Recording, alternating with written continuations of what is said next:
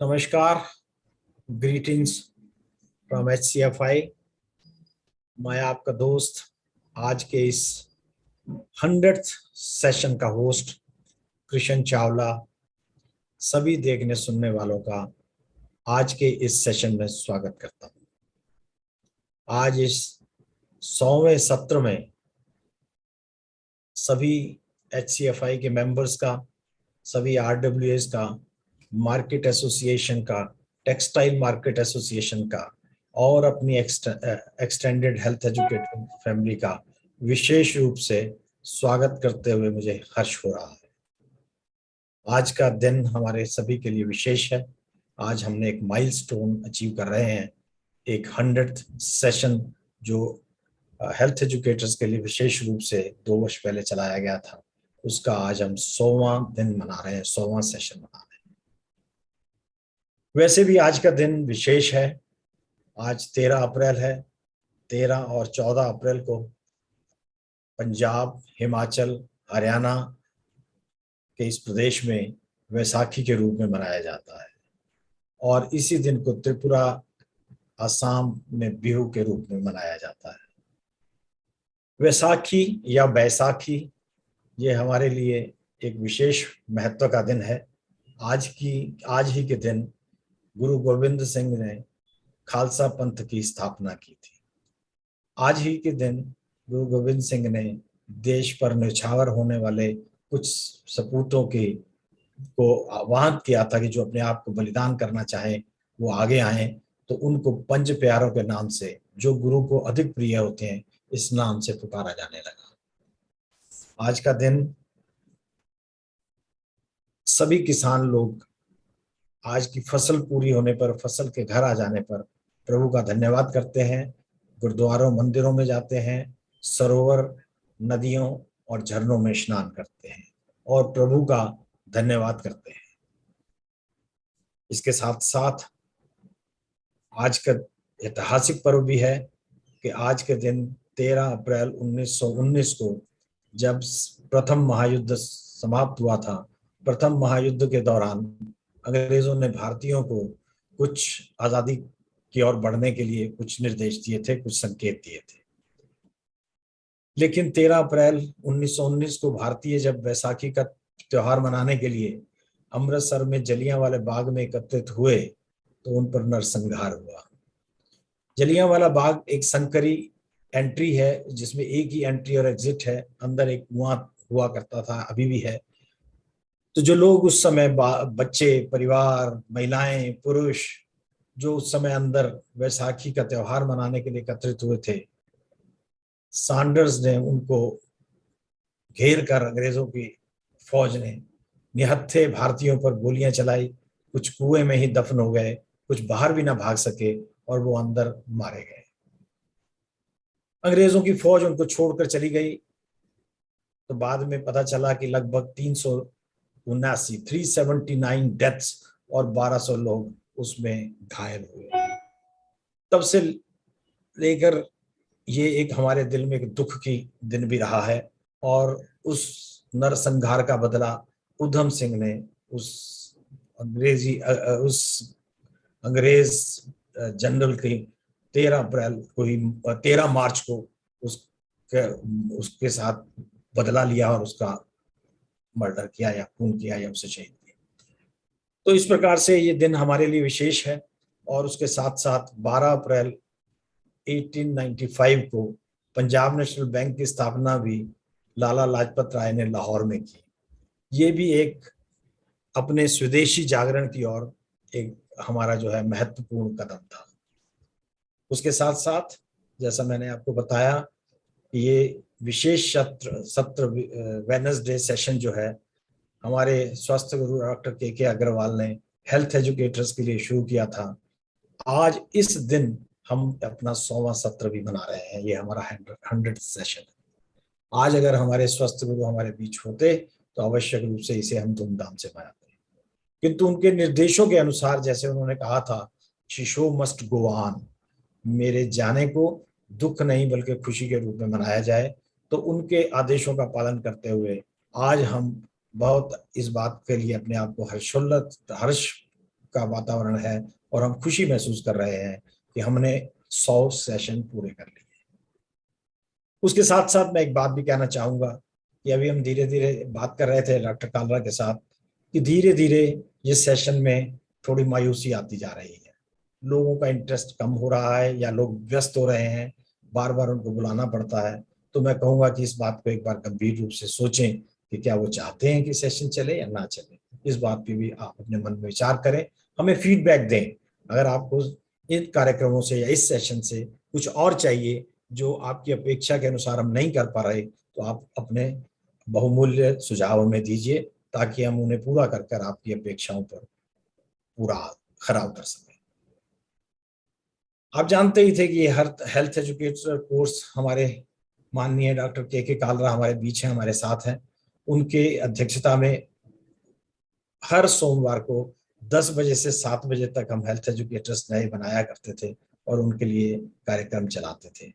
सोमवार के कार्यक्रम के बाद जो हेल्थ एजुकेटर हमारे बन जाते थे उनको हर वेडनेसडे को विशेष रूप से इस सत्र में आमंत्रित किया जाता था, उनके प्रश्नों के उत्तर दिए जाते थे और उनकी जो शंकाएं थी उनका समाधान किया जाता था। इस अपेक्षा के साथ, इस उम्मीद के साथ कि हेल्थ एजुकेटर अपनों का, अपने आस पड़ोस का, अपने परिवार का किसी भी स्वास्थ्य की कठिनाई की इमरजेंसी सिचुएशन में ध्यान रख सकें और उसी परंपरा को हम आगे बढ़ाए जा रहे हैं। खतरा अभी भी टला नहीं है, अभी फिर से कुछ कोविड-19 के या कोविड के जो लक्षण है दिखाई देने लग गए हैं, फिर बढ़ने लगा है। चाइना में तो बहुत कहते हैं कि स्थिति गंभीर होती जा रही है और दूसरे देशों में भी ये फिर पांव फैला रहा है। तो इन चीजों को ध्यान में रखते हुए हमें एक बार फिर सोचने और विचार करने की जरूरत है। हर सप्ताह की भांति मैं आमंत्रित कर रहा हूं अपने गुरु, अपने मेंटर डॉक्टर के कालरा को कि आए, वो आज के इस सत्र का आगाज करें, इस सत्र में हमें जानकारी दें और कोविड के प्रति हमें अपडेट करें। उसके बाद में आज के इस विषय पर सेकंड सेशन में आज के स्पीकर को आमंत्रित करूंगा। स्वागत है डॉक्टर के कालरा और नमस्कार doctor K Kalra, over to you. Thank you Chawla ji. आज का ये 100th सेशन बैसाखी के दिन बहुत ही शुभ है। आप सबको बैसाखी की बधाई।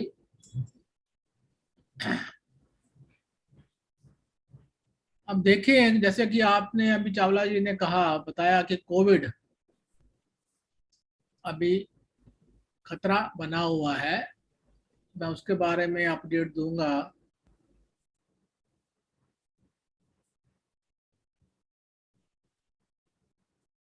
ये WHO की जो 6 रीजन की जो है, इस वीकली रिपोर्ट के हिसाब से लगभग जो पिछले 3-4 हफ्ते में हम ट्रेंड देख रहे हैं all over the world, WHO के 6 रीजन में नए केसेस में कमी आ रही है, एज वेल एज डेथ में भी जो है कमी आई है। कंपेयर करें हम पिछले हफ्ते से, तो इस हफ्ते जो है, जो कि 12 तारीख को कल समाप्त हुआ, तो पूरे वर्ल्ड में ये न्यू केसेस में 24% की कमी आई है और डेथ जो है 18% कम हुई है। किसी भी जोन में WHO के जो है ये case as such compare to पिछले हफ्ते के टोटल न्यू केसेस देखें तो कोई बढ़ोतरी नहीं हुई है। At the country level, the highest number of new weekly cases जो रिपोर्ट हुए हैं from Korea, Republic of Korea, Germany, France, Vietnam और इटली। ऐसे ही highest number of weekly death जो हुई हैं इस हफ्ते, United States of America, Republic of Korea, Russian Federation, Germany and Brazil, इन कंट्रीज में जो है सबसे ज्यादा डेथ रिपोर्ट हुई है इस हफ्ते।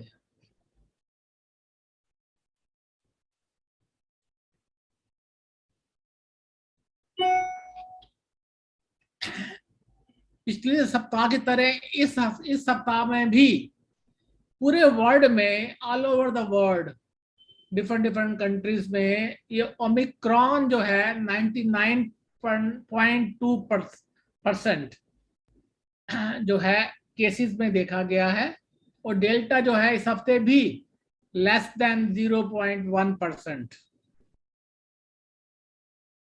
और ओमिक्रॉन की कुछ और जो है फर्दर वेरिएशन सब टाइप देखी गई हैं, जैसे BA, पहले तो BA 1, 2, 3 और 4, अब एक BA 5, और इसके अलावा जो इंडिया में भी रिपोर्ट हुआ है एक नया वेरिएंट जो लोगों को काफी जिसमें भय है, दैट इज XE। ये XE जो है ये BA 1 और BA 2 से मिलके नया एक रूप है इस वायरस का, ओमिक्रॉन का, जिसका नाम उन्होंने रिकॉम्बिनेंट फॉर्म है XC दिया है। तो इसका भी जो अब तक जो रिपोर्ट है, इन्फेक्टिविटी ज्यादा है, ट्रांसमिशन बहुत ज्यादा है इसकी भी, जैसा कि ओमिक्रॉन की हम देख रहे हैं, पर सिवेरिटी वगैरह जो है वो इतने ज्यादा अभी तक कोई केसेस ऐसे नहीं सामने आए कि जिससे कि बहुत ज्यादा घबराहट का विषय हो।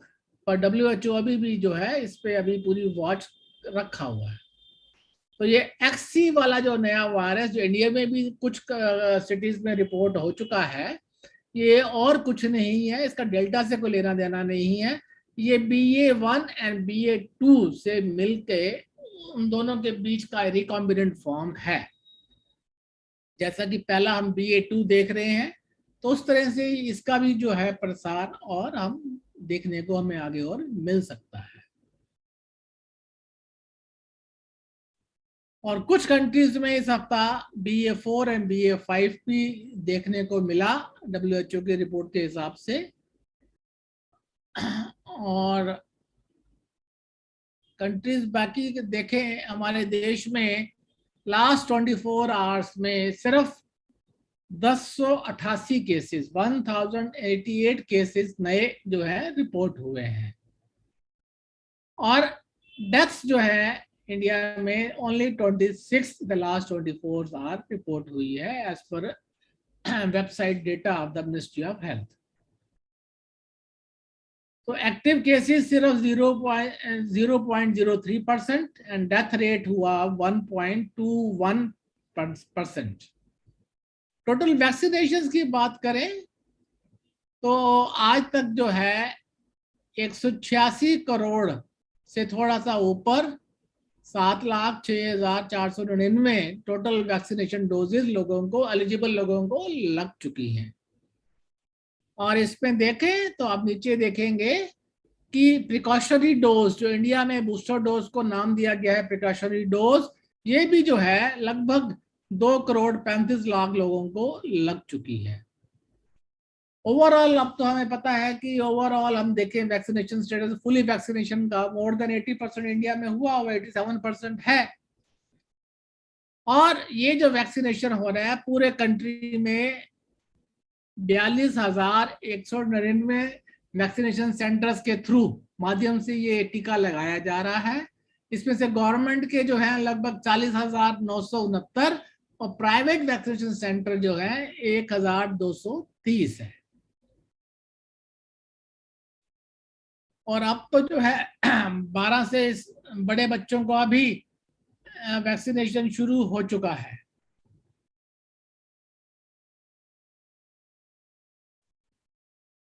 डिफरेंट कंट्रीज का स्टेटस देखें तो states UK compare to last month अभी भी डिक्लाइनिंग ट्रेंड चल रहा है, पर अभी भी जो है यूनाइटेड स्टेट्स में लगभग 7 डे एवरेज 33,000 के करीब नए केस देखे जा रहे हैं।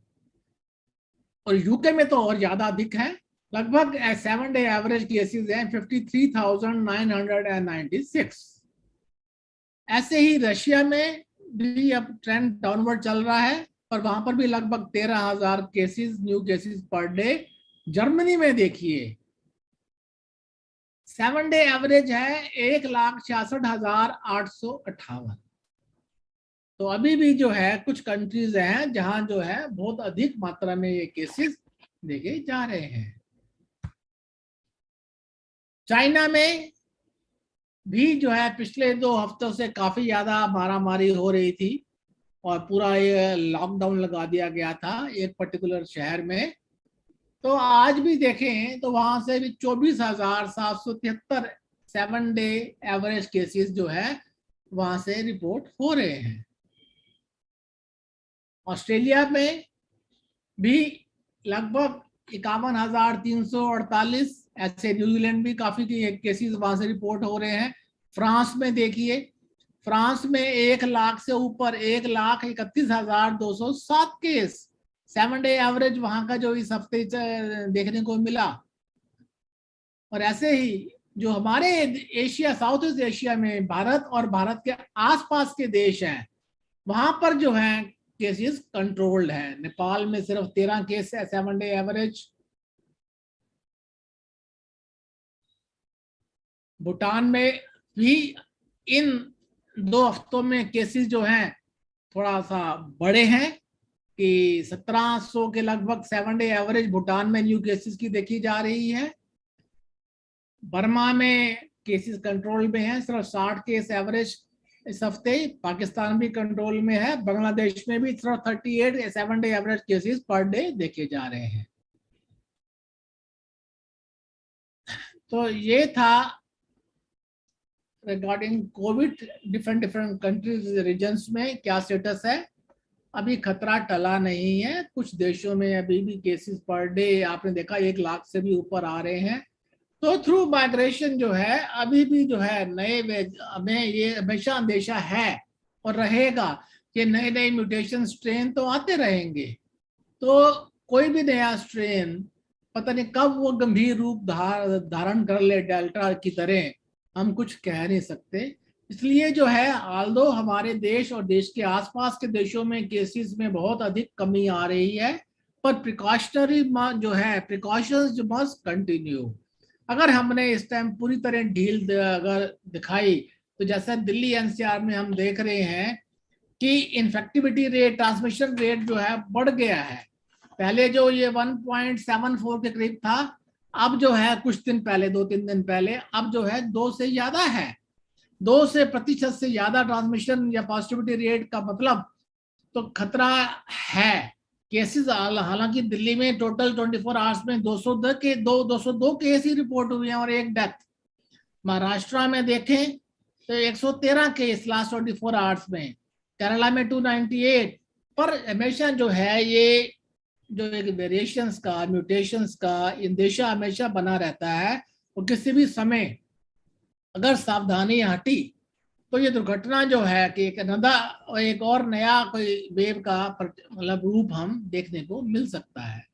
तो इसलिए कृपया करके सभी व्यक्ति अभी पूरी सावधानियां बरतें। खासकर घर से बाहर मार्केट या क्राउडेड प्लेसेस में विजिट कर रहे हैं तो जरूर जो है सर्जिकल मास्क का उपयोग करें और सोशल डिस्टेंसिंग एंड फिजिकल सब जो कुछ भी हमने सीखा है और हैंड हाइजीन उसका पूरा प्रयोग अभी इस्तेमाल जो है ये सारे प्रिकॉशंस हमें अभी लेने चाहिए।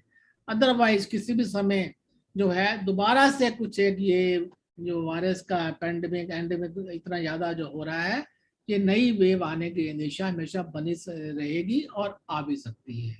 इसलिए सावधानियां जो लेना बहुत जरूरत है।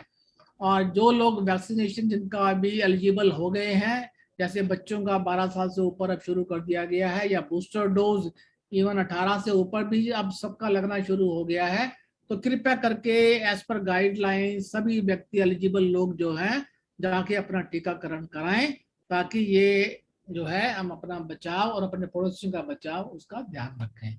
धन्यवाद। Thank you. आज का टॉपिक बड़ा इंपॉर्टेंट है, ये frozen shoulder. Although not very common, पर एक अनकॉमन भी नहीं है। खासकर ये डायबिटिक्स में तो काफी, और खासकर लेडीज में ये देखने को मिलता है। और ये जो इसका हीलिंग होने में 3 महीने से लेके 2 साल तक लग सकते हैं, और फिजियोथेरेपी ही मेन इसका जो है ट्रीटमेंट है। तो अब जो है I will hand over to doctor Chawla, ताकि चावला जी आगे मृणाल शाह जी को इनवाइट करें to enlighten us about this frozen shoulder. Thank you, Dr. Kalra, for your nice words और इतनी अच्छी जानकारी देने के लिए। मैं फिर एक बार कहूँगा कि ये एक नया वेरिएंट है जिसका डॉक्टर साहब ने अभी जिक्र किया, XE का मतलब है कि एक्स्ट्रा एनर्जेटिक। ये बहुत जल्दी फैलेगा, दूर दूर तक मार करेगा, चाहे मार हल्की रहेगी, उम्मीद ऐसी ही हम करते हैं, लेकिन ये नुकसान पहुंचाएगा। इसलिए सभी अपने लोगों से ये एक अनुरोध है कि कोरोना प्रोटोकॉल को फॉलो करें। आइए अब हम दूसरे भाग की ओर बढ़ते हैं।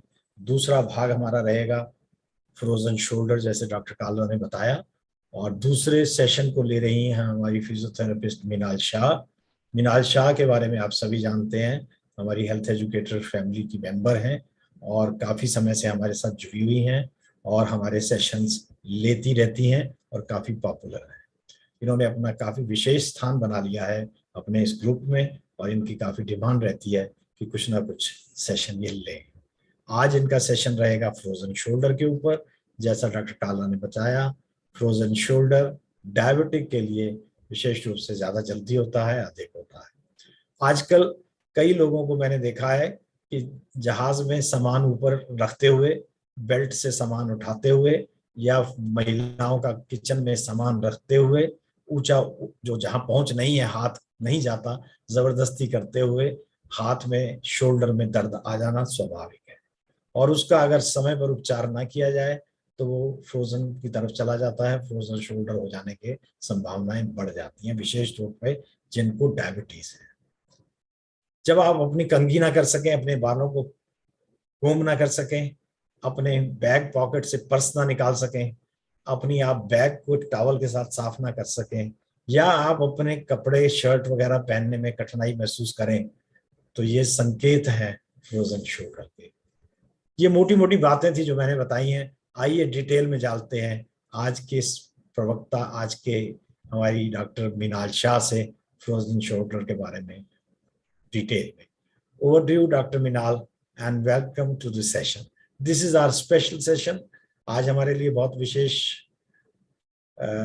खुशी का दिन है कि आज हम 100 सेशन पूरे कर रहे हैं। आज ये 100th सेशन है और इसके लिए मैं सभी अपने हेल्थ एजुकेटर्स को एक बार फिर साधुवाद देता हूं कि इतने लंबे समय तक हम डॉक्टर के अग्रवाल, HCFI, डॉक्टर कालरा और अपना ये जो हेल्थ एजुकेटर परिवार है इससे जुड़े रहे, और उम्मीद करता हूं कि हम आगे भी जुड़े रहेंगे।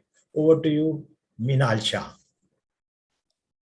Thank you so much, Chawla ji and Dr. KK. I'm very honored कि 100 session पे I have the privilege of being on this platform and continuing Dr. KK's dream.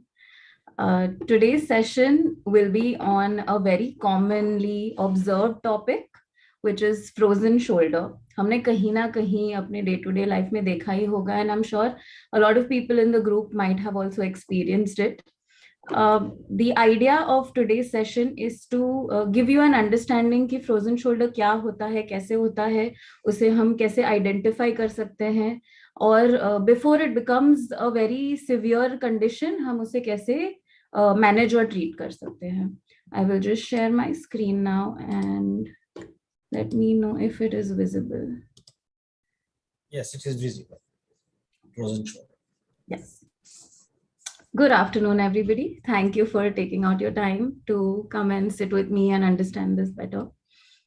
So what is frozen shoulder?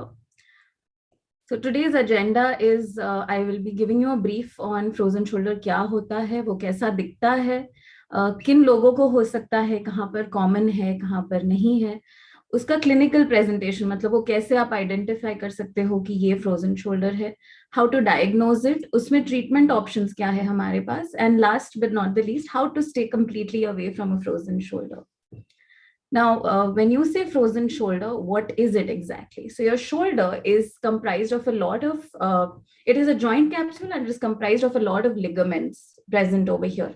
So whenever there is an inflammation inside the joint capsule, it can cause pain. Inflammation can cause pain, but it is body's tendency to try and heal itself. So when the body is trying to heal the inflammation, वहां पे new tissues are being formed and वो fibrous हो जाते हैं. जो पुराने वाले inflamed tissue है उसके ऊपर नए fibrous tissues बन जाते हैं, जिसकी वजह से your movement is stiff. You cannot move your shoulder through certain ranges. जैसे किशन जी ने बताया था कि you will not be able to comb your hair, take your hand forward all the way up. You will not be able to internally or externally rotate your arm. So two things happen in a frozen shoulder. One, there is inflammation, and because of inflammation, there is fibrosis of the joint capsule. Now, what does it look like? Now that we know क्या होता है, left में आप देख सकते हैं आपका normal shoulder है, where you have the bone of your upper arm, which is the humerus. You can see the white colored shoulder capsule, which is your normal capsule, and your collarbone. This image is from somewhere over here. And when you have an inflamed shoulder, you can see the joint capsule is completely red. This is pretty much what it looks like even in real life. Now, it affects around 15% of the population. It is common between 40 to 60 years of age, but that does not mean anybody younger or older cannot have this condition. They are less likely to have it, but they can have it. Women are more affected than men, and in a lot of cases, both the sides are affected. And if one side is affected, there is a very small chance of it happening on the same shoulder again. Now, what does it look like? What will people complain of? You will have a gradual increase in pain. It will not be a sharp shooting pain. It will be a dull, achy pain, which gradually increases. And it is usually worse at night. You will have reduced range of motion in all of your shoulder movements. You will have difficulty using that arm for doing your daily activities, your cooking, driving, combing hair, putting on a shirt, wearing a belt, trying to even lift something up. All of those activities will become difficult. And the most common complaint that you will hear from people is they feel like they're wearing a very tight t-shirt, and every time they move their arm, it starts hurting. Now, there are two types of frozen shoulder. One is a primary frozen shoulder, and there is a secondary frozen shoulder. In a primary frozen shoulder, we still don't know what causes it. It is still a medical mystery as to why it happens or what causes it. And it can occur spontaneously. You can just wake up one day and have a restriction and some amount of pain in your arm.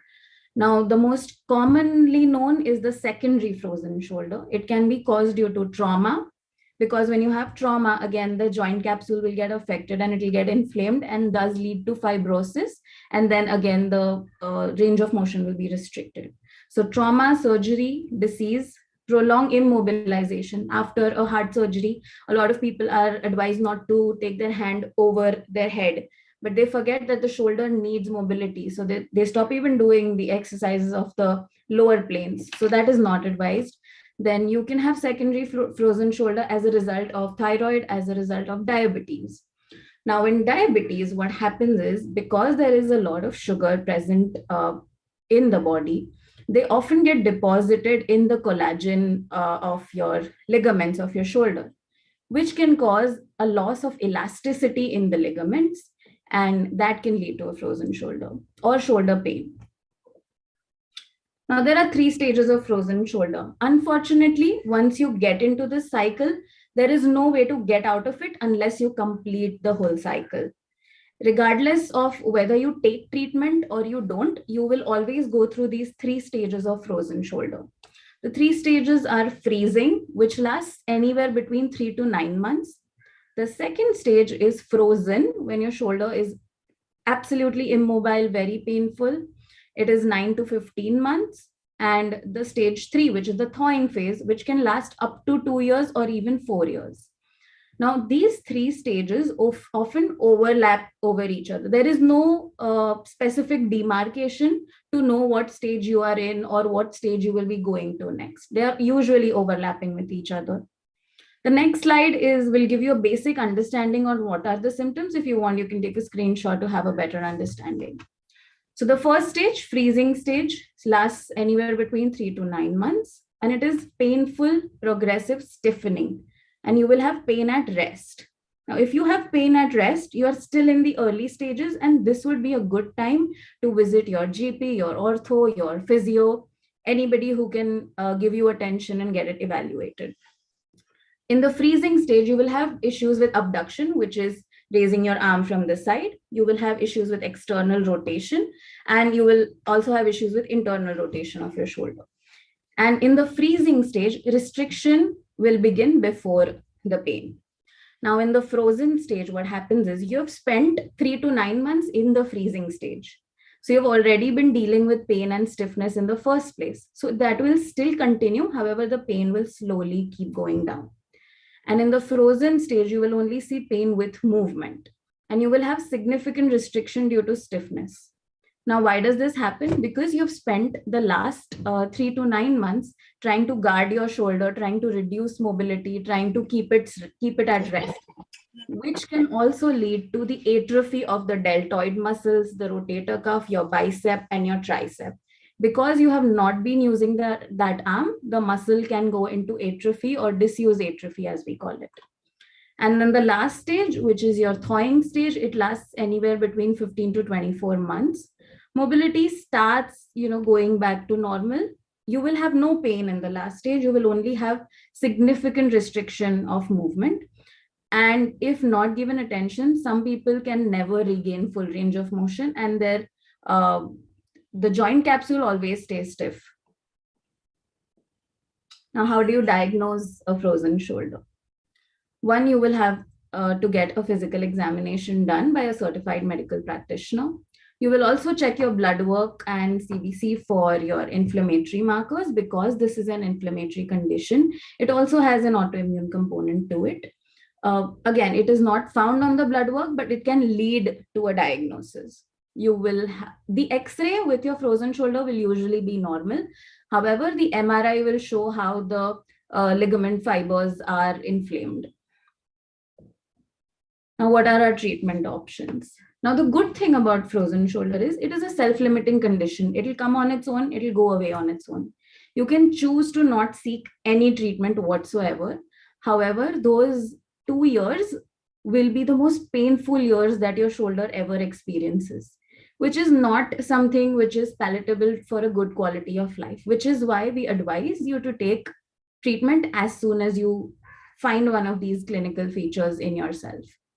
Now, the treatment is based on only 2 goals. The first goal is to relieve pain, and the second goal is to restore motion. The stiffness that we have, we do not want it. We want to be able to use our arm to its highest potential. Now, how does pain control happen? So your GP will ideally give you an NSAID, which is a non-steroidal anti-inflammatory drug. It is the first line of control through medication.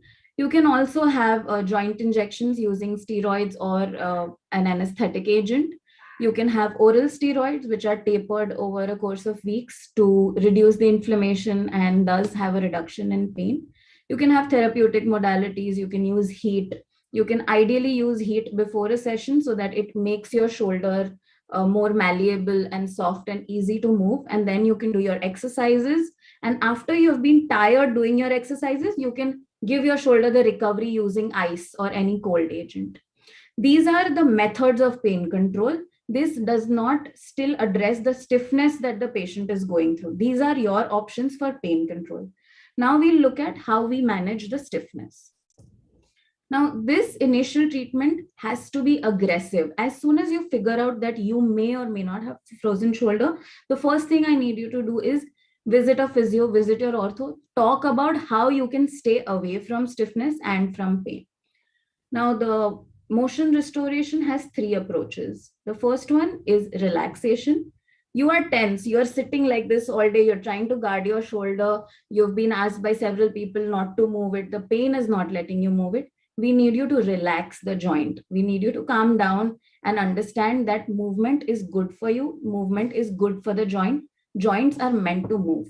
Keeping it immobile is not going to do you any good. So the first approach will be relaxation. It can be done in various ways. It can be done using heat. In the acute phase, it can also be done using cold. You can also have pendular movements of your shoulder. You can also have a therapist passively move your shoulder and rock it back and forth to induce relaxation. Like I said, passive mobilization technique, a therapist will do that for you. and you will have specific graduated stretching. Initially, stretching might not be the best idea because it is inflamed and you're in pain. But when you reach the frozen stage, that's when you can choose a stretching protocol which suits you the best and which has been prescribed to you for your shoulder. Again, don't go Googling 3 best exercises for frozen shoulder. Get an exercise prescription which is fit for your body and your needs and your activity levels. Now, the basic aim of the exercise is to reduce pain. Like we saw earlier, with pain management, stiffness is rarely addressed. But with motion restoration, pain management is one of the key components why motion restoration is important. This will also increase the extensibility and of the thickened capsule. So when I say increase extensibility, people with diabetes, their capsules have sugar deposits in them, which is why they lose their elasticity.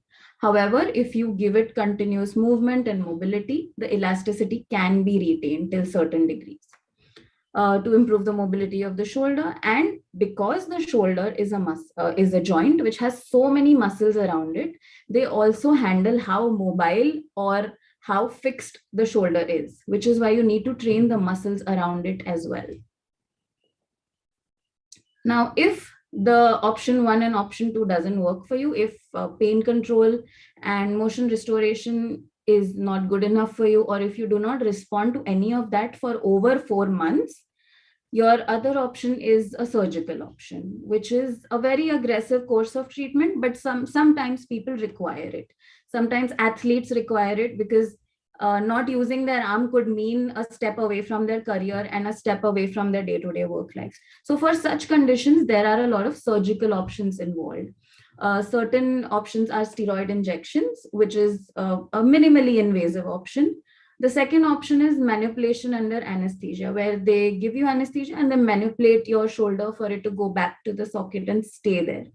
Now, because this is a surgery, you will often have complications coming with it. One could be persistent pain and stiffness despite doing the therapy. Second would be loss of function. And you could also, if the manipulation is very forceful, you can also have a nerve injury in your shoulder. However, one very stark thing to notice is even after you do your surgical options, you will still have to go to physiotherapy to relearn how to use your shoulder, to retrain your muscles, and to retrain the extensibility and the mobility of your shoulder. So when you have a frozen shoulder, there is no going away from physiotherapy. You will have to avail it. You will have to treat your body with it. Surgical or non-surgical, it will still be the keystone of your treatment protocol. Now, how do you stay away from this beautiful episode that people are experiencing? First one, very important, invest in a workstation with good ergonomics. Get a desk which you're comfortable at. Get a chair where you can rest your arms. Make sure your keyboard is placed properly. Make sure you have an armrest with your chair. Make sure you have a wrist support when you're typing. It may seem like a lot of fanatism when you bring out, all these devices, but in the long run, it's good for your body. You're supporting your body from excess, undue, and unnecessary pressure. The second one is put your shoulder joint through all planes of motion regularly. हम school में कराते थे ये PT वाला exercise. We used to laugh at it, but those are some of the most important exercises you can do in your day-to-day life. Just do it while you're brushing your teeth in the morning. You can just move your arm around, move your shoulder around. Very important. Something so small and it takes 30 seconds of your day. It can drastically reduce the episode of a frozen shoulder in your body. If you sit across a screen for several minutes a day, take frequent breaks. Don't just sit there with your shoulder in the same position. Now, the fourth one, very important and often overlooked. Now, because this is an inflammatory condition, consult your general physician and your diet coach to give you anti-inflammatory foods so that the inflammation does not increase and it can be taken care of. Avoid prolonged immobilization. Like I said earlier, you have to keep it moving through all planes of motion regularly and every day. Always get yourself evaluated ASAP if you suspect the development of a frozen shoulder. We often have the habit कि हाँ 1-2 दिन में चला जाएगा, आज थका हुआ हूँ, नहीं हो रहा है, I will use some heat, I will use some ice, I will bunch of things. आज घर पे बहुत काम है, guests आने वाले, I can name 300 reasons. But once you go into that cycle of freezing, frozen and thawing, then you don't have any time to do anything else. So if you suspect, it takes 10 minutes for a physio to evaluate you and see if it is going in that direction and bring you back and pull you back to normal. The last one, if you have more than one risk factor, which could be diabetes, it could be trauma to the shoulder, it could be prolonged immobilization because of a fracture or a surgery, get yourself evaluated regularly. The importance or necessity of regular stretching must be explained. If you have experienced frozen shoulder earlier, we have to prevent it from occurring again in the other shoulder. So you will have a very strict stretching regime. You will have a very strict mobility regime. People having diabetes take a really long time to respond to treatment. So sometimes it can take up to 8 years for their frozen shoulder to get resolved. So keep your diabetes in check. Make sure you get your shoulder evaluated. When you have diabetes, we get our eyes checked regularly. We get our kidneys checked regularly. We get the foot sensation checked regularly. But we often forget the shoulder. But you don't realize majority of your work happens with your upper limbs.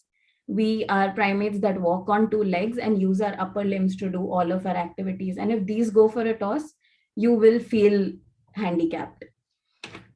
Patients who are complaining of night pain. This is a very common complaint that you will see from people. And when someone says that, the quickest way to resolve it is to apply heat. And again, like I said, contralateral or the normal shoulder should always be examined and given regular stretching and exercise program as a precautionary measure to maintain its functional capacity and not have a recurrence of a frozen shoulder. We are open for questions.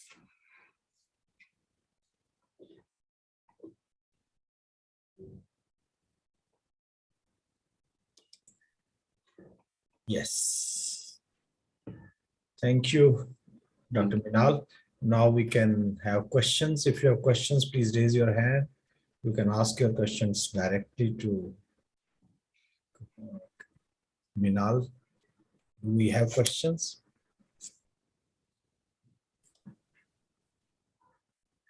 By the time people just say questions, I have a question.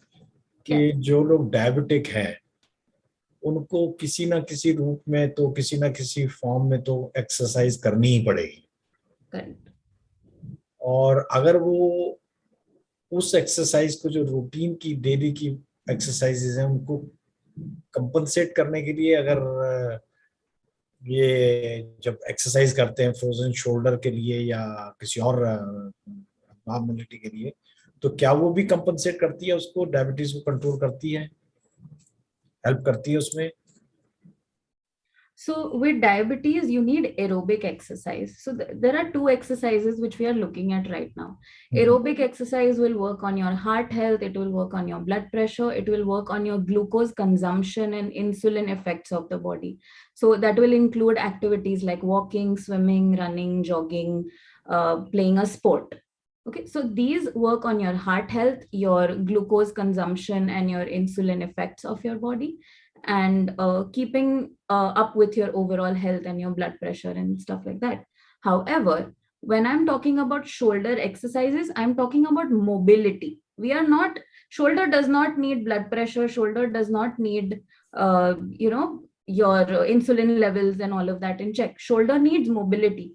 It is a joint. It is supposed to move.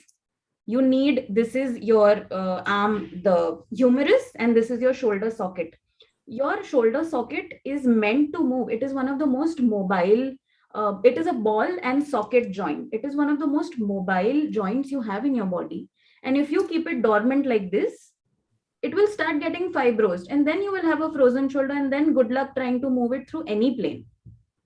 So the exercises, what I meant for the shoulder is you need mobility routines and you need stretching routines. So it can be stretched through all the planes, front and back. However, with diabetes, along with a mobility routine, you also need an aerobic routine, which works on your heart health, your muscular health. It reduces the atrophy of the muscles, and so on and so forth. So you need both. You cannot compensate using one and doing the other. Shortcut. Okay, Indu ji शायद कुछ पूछना चाह रही है. बोलिए Indu ji. Good afternoon everyone. Good afternoon. Ma'am, मेरा question है कि पिछले 2-3 दिन से मेरे को just in the back, middle of the back, from the shoulder to the lower back, I am having pain ना. तो क्या ये फ्रोजन शोल्डर या क्या कारण हो सकता है? Is it related to frozen shoulder? आपको स्टिफनेस आ रही है? हाथ ऊपर नहीं उठ रहा? जलन सी लग रही है. जैसे मैं रोज वॉक करती हूँ, तो मैंने शायद कुछ 2-3 दिन पहले फास्ट वॉक कर ली थी, तो आई थॉट कि it was because of that reason. लेकिन 3 days हो गया है and I am having still pain on the left wrist, you can say just this side, and in the middle of the back just. Okay, then I feel like आपको अपने एक बार footwear वगैरह evaluate करवाना चाहिए. This doesn't sound like a frozen shoulder to me. With frozen shoulder, the first thing you will notice is when you raise your arm in the front, you cannot go beyond this point and you will start doing this. आपने देखा होगा बहुत लोग हाथ ऊपर करते time ना ऐसे करते, और they while doing this they will do this. I can move it, but I am having pain just in the middle of the back for last 3 days. For right now, you can choose to ice it and go to your nearest physio and get it evaluated. Okay, ma'am. Thank you. Don't ignore it. Please don't ignore it. Okay, ma'am. Done. Thank you. Thank you very much. No. Neeraj ji कुछ पूछना चाह रहे हैं. हाँ जी नीरज जी. जी नमस्कार. मैं पूछना चाह रहा था कि जैसे जॉइंट पेन हमारे एक रिलेटिव को हुआ, तो वो स्टेयर्स में उनको नहीं चढ़ना चाहिए ज्यादा, उनको कहते हैं स्टेयर्स से नुकसान होता है थोड़ा, ऐसा है क्या? नहीं, ऐसा कुछ नहीं. डिपेंड्स उनको क्या कंडीशन है. उनके कुछ लिगामेंट टेयर है. अगर उनको नी में स्टेबिलिटी का इश्यू है तो फिर स्टेयर्स आर डेंजरस. अगर उनको कुछ मिनिस्कल टेयर है, then stairs can be dangerous for a while until she has been rehabbed back to normal. With appropriate rehab and appropriate treatment, she can go back to all of her daily activities, regardless of whatever she was going through. But she needs attention and focused attention. अच्छा, जैसे surgery बता देते हैं, तो जरूरी है कि surgery को अवॉइड भी किया जा सकता है क्या? जी, so it depends on the amount of inflammation you have. Like I said, अभी कोई bowler है, so he needs to get back to work. Days out of work means a financial loss, a mental stress, and so on and so forth. So for such cases, for such extreme cases where the pain is unbearable, or you have to work and you do not have a choice, you can immediately go for a surgical option. But then that has to be followed by physiotherapy. Otherwise, your surgery goes for a toss. और surgery भी शायद 10-15 साल तक ही काम करती है शायद, ऐसा भी. It depends how you take care of your shoulder. See, when you do surgery, you're causing trauma. Even inserting a needle is trauma for your joint. So it can, in the longer run, cause secondary type of frozen shoulder, which can be caused due to previous trauma. But it can be avoided also with optimal therapy. It can be avoided with continuous mobility, stretching, and all of that. Surgery is usually the last resort in frozen shoulder. People usually start with physiotherapy and heating and medication in the initial stages, and they get out of it. Women में bearable. Yeah, you were saying. Women में ज्यादातर ये घुटने की problem आजकल ज्यादा देखी जा रही है. ये क्या रीजन है? वो किचन में खाना बनाती हैं खड़े होके, क्या इसीलिए होता है क्या? विमेन में ज्यादा दिखती है क्योंकि women are so busy taking care of everybody in the house. They will not tell you until it is severe and extreme. And in our households, we don't have the habit of keeping a chair in the kitchen. तो वो 10 minute तक दाल बन रही है तो 10 minute तक खड़े ही है. क्यों? थोड़ी खड़े होने से जल्दी बनती है. I said that in my previous sessions also. We need to make it a habit to keep a chair in the kitchen. Yes. So women, one, they will not tell you unless it is extreme and they cannot stand anymore. And second, it is not common between women. Frozen shoulder is common between women, but knee pain is common across all age groups. You might just be hearing more women talk about it lately. See, I like to share. Can you see this? This is a Mura type. Yes. we always keep one muda in our kitchen. How Not considerate. very clean, but it is always there. उससे दो purpose सर्व होते हैं. एक तो ये है कि whenever you feel tired आप बैठ जाते हो. दूसरा ये कि अगर सामान ज्यादा हाइट पे रखा हुआ है तो आप अपने शरीर के साथ खींचतान नहीं करते, आप उस पे मूड़े पे चढ़ जाते हो और सामान उठा लेते हो. और अगर आपके पास मूड़ा नहीं है या कोई ऐसा लैडर या कोई चीज नहीं है जो आप ऊपर अपना हाथ पहुंचाएं, तो आप अपने शरीर को स्ट्रेच करते हैं और वो स्ट्रेच से कुछ ना कुछ स्ट्रेच हो ही जाता है. ओके. तो जो मेरे किचन में हमेशा, हमारे किचन में एक नया पुराना कुछ ना कुछ मूड़ा हमेशा पड़ा ही रहेगा. कुछ नहीं होता तो कभी कभी वहां जाके जब सर्दी बहुत होती है तो वहां बैठ के गरम गरम खाना उधर से तवे से उतर रहा होता है और आपकी थाली में आ जाता है, उसका मजा ही कुछ और है. Love the idea. तो मैं हमेशा ये कोशिश करता हूँ कि उसको कभी नहीं निकालना है. जी. क्योंकि हाँ, अक्सर किचन में कुछ ना कुछ होना चाहिए फिर, बिल्कुल मतलब मूड़ा हो. और कभी कभी क्या होता है कि जाने अनजाने कभी कोई गिड्डीनेस फील हुई, कभी कोई बीपी बढ़ गया, कभी शुगर कम हो गई, या कहीं जरूरी नहीं कि डायबिटिक ही हो, वैसे भी लेडीज फास्ट रखती हैं, कभी कभी कम हो जाता है. तो उस समय चक्कर आकर गिरने की स्थिति से बचने के लिए अगर आपके पास वहां कोई चीज अवेलेबल है बैठने के लिए तो आप तुरंत बैठ जाएंगे. और जो हमारी हिप बोन पे जो अक्सर लेडीज की जो है ना ये इंजरी होती है और वो राड डालनी पड़ती है, उससे बचा जा सकता है. Excellent, excellent. If you don't take anything from today's session, please take this one tip. Something in your kitchen for people to sit on. कुछ नहीं तो आपके पास आके कोई 10 मिनट बात करके जाएगा चेयर पर बैठ के. जी जी जी बिल्कुल. वो Keep something. हाँ, कभी कभी होता है, जैसे अगर दो ही लोग घर में हैं तो अगर एक आदमी खाना बना रहा है किचन में बात कर रहा है तो जोर जोर से एक दूसरे से बात चिल्लाने की बजाय समटाइम यू फील कि चलो वहीं बैठ जाते हैं, बात कर लेते हैं और फायदा है. मैं तो हमेशा ये कहता हूँ कि किचन में कुछ ना कुछ जरूर होना चाहिए, क्योंकि जब भी आपको कुछ भी करना पड़ता है, इमरजेंसी भी हो जाती है कि आपको ऊपर उठना पड़ता है, कोई चीज उतारनी पड़ जाती है, तो अगर आपके पास हेल्प वही है तो आप रिस्क नहीं लेते, आप रिस्क से बच सकते हैं. तो ये छोटी सी चीज का ध्यान रखिए. और मेरे ख्याल से और क्वेश्चन अगर नहीं है तो हमारे पास 2 मिनट और हैं 3 बजने में, और अगर कोई क्वेश्चन है तो ठीक है, नहीं तो हम बात करना चाहते हैं तो हम इसको लाइव बंद करके बात कर सकते हैं. लाइव बंद करा दे मिनाल जी. जी. हाँ सपना, लाइव बंद कर दो.